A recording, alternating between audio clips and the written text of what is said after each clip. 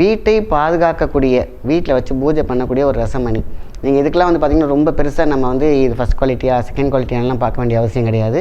நம்ம வீட்டில் இன்றைக்கி வந்து ஒரு மணி எப்படி ஒரு கோயில் மணி டங்குன்னு அடித்தாக்கா ஒரு சக்தி கிடைக்குதோ, அதேமாதிரி வீட்டில் எல்லார் வீட்லேயும் ஒரு ரசமணி இருக்கணும். ஸோ அதை பத்திரமா வச்சுக்கணும், பவித்திரமாக வச்சுக்கணும். சும்மா போட்டு விளையாண்டுட்டு நம்ம கையில் கொஞ்சம் தேய்ச்சி பார்த்துக்கிட்டால நம்ம வேண்டாம். நீங்கள் உங்களுக்கு கிடைக்குதா, இல்லைன்னா நாட்டு மருந்து கடையில் வாங்குறீங்களா, இல்லை இது செஞ்சு கொடுக்குறவங்க வாங்குறீங்களா, அதை அழகாக அப்படியே விபூதியில் போட்டுக்கோங்க. இல்லைன்னா தேங்காய் எண்ணெயில் போடுங்க, இல்லைன்னா ஏலக்காய் எண்ணெயில் போட்டு அப்படியே வச்சுருங்க, அவ்வளோதான். ஸோ ஏலக்காய் எண்ணெயில் போடும்போது அந்த எண்ணெயை கூட ஏலக்காய் எடுத்துகிட்டு மேலே குங்குமம் வச்சுட்டு போகலாம். தேங்காய் எண்ணெய் யூஸ் பண்ணுறீங்களா, அந்த தேங்காய் எண்ணெய் கூட நெத்தியில் வச்சுட்டு குங்குமம் வச்சுட்டு போகலாம். அவ்வளோ சக்தி வாய்ந்தது. ஸோ இது வந்து தியானத்துக்கு பயன்படுத்தலாம். இல்லை வந்து போகிற காரியம் சக்தியாகும்னா போகலாம். இல்லைனா நீங்கள் எங்கேயாவது வெளியில் லாங்கில் போகிறீங்க, பாதுகாப்பு வேணும்னு கேட்டிங்கன்னா டப்பாவில் போட்டு எடுத்துகிட்டு போயிடலாம். ஏன்னா உங்களுக்கு கை அடக்கமாக தான் இருக்க போது, உங்கள் பேக்கில் எடுத்து போட்டுக்கலாம். ஸோ இது வந்து ரொம்ப ரொம்ப பவித்திரமாக வீட்டில் பூஜை ரூமில் வச்சுக்கலாம், இல்லைன்னா கேஷ் பாக்ஸில் வைக்கலாம்.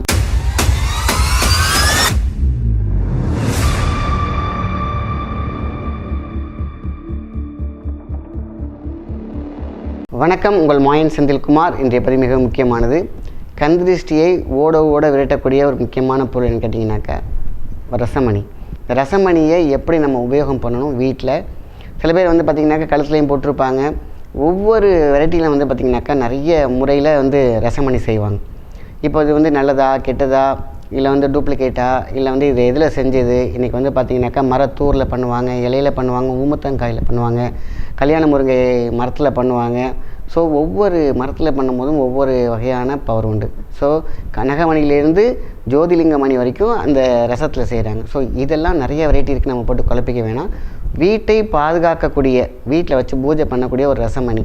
நீங்கள் இதுக்கெலாம் வந்து பார்த்திங்கன்னா ரொம்ப பெருசாக நம்ம வந்து இது ஃபஸ்ட் குவாலிட்டியாக செகண்ட் குவாலிட்டியானலாம் பார்க்க வேண்டிய அவசியம் கிடையாது. நம்ம வீட்டில் இன்றைக்கி வந்து ஒரு மணி எப்படி ஒரு கோயில் மணி டங்குன்னு அடித்தாக்கா ஒரு சக்தி கிடைக்குதோ, அதேமாதிரி வீட்டில் எல்லார் வீட்லேயும் ஒரு ரசமணி இருக்கணும். இந்த ரசமணி வந்து பார்த்திங்கன்னா இன்றைக்கி வந்து நாட்டு மருந்து கடையிலே கிடைக்கிது, இல்லைன்னா வந்து சான்றோர் செய்து வைத்தது இருக்குது, இல்லைனா முறைப்படி அந்த நாட்டு வைத்தியர்கள் செய்யக்கூடிய விஷயங்கள்ட்ட கேட்டு நம்ம வாங்கிக்கலாம்.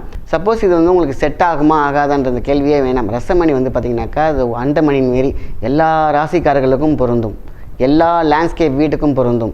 அதாவது ரசமணிக்கு வந்து பார்த்திங்கனாக்கா 9 கிரகங்களின் ஆட்சியும் ஒருங்கிணைக்கப்பட்ட ஒரு சிவன் சக்தியால் உருவாக்கப்பட்டது தான் ரசம். அப்போ ரசத்தில் மணி செய்கிறாங்க அப்படின்னு கேட்டிங்கனாக்கா சாதாரண விஷயம் கிடையாது. ஸோ அதை வந்து இன்றைக்கி நிறைய வெரைட்டி கிடைக்கிது. ஸோ நம்ம வந்து போட்டு குழப்பிக்கிட்டு இது கரெக்டாக இருக்குமா அதுமா, இது சுத்தமாக இருக்கா சுத்தம் இல்லையானலாம் நான் பார்க்க வேணாம். ஏன்னா வீட்டுக்கு ஒரு ரசத்தினால் செய்யப்பட்ட ஒரு மணி நம்ம அழகாக என்ன பண்ணணும், தேங்காய் எண்ணெய் இல்லைன்னா ஏலக்காய் எண்ணெயில் போட்டு வச்சிட வேண்டியதுதான். சிம்பிள். இல்லைன்னா விபூதியில் கூட போட்டு வைக்கலாம். ஏலக்காய் எண்ணெய், தேங்காய் எண்ணெய் இல்லைன்னா விபூதியில் நம்ம வந்து போட்டு வைக்கலாம். நம்ம வாங்கிட்டு வந்து நம்ம பூஜை ரூமில் ஒரு கிண்ணத்தில், அது காப்பராக இருக்கலாம், கிளாஸாக இருக்கலாம், இல்லை வந்து பீங்கானாக இருக்கலாம், நல்ல சுத்தமான விபூதி, பசு நாட்டு விபூதி இருக்குது பார்த்திங்களா, சென்டர்லாம் இல்லாமல். அப்படி உங்களுக்கு இது சுத்தமானது பார்த்திங்கன்னா நீங்கள் கோசாலையில் நிறையாவே கிடைக்கிது. இல்லைனா நீங்கள் ஆர்கானிக்காக நீங்கள் வந்து ஆன்லைனில் வந்து அமேசான்லேயே இல்லை ஏதோ ஒன்றில் நீங்கள் வந்து கேட்டிங்கனாக்கா உங்களுக்கு ஆன்லைன் மூலமாக கிடைக்கிது.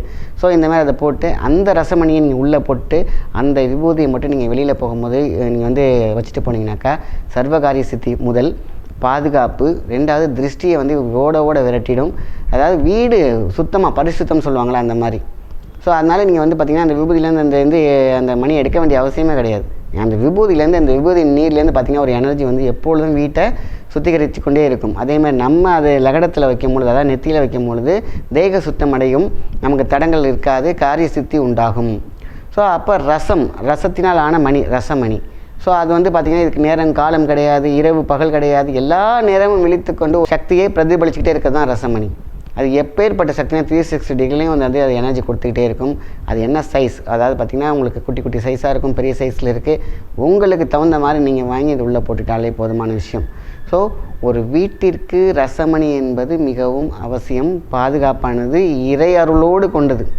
எப்பொழுதுமே ஒரு கண் வந்து நம்ம சொல்லுவோம்ல, நீ ரோட்டில் போயிட்டே இருப்ப, நீ எப்படிக்கும் ஒரு கண் வச்சுக்கோ அப்படிம்பாங்க.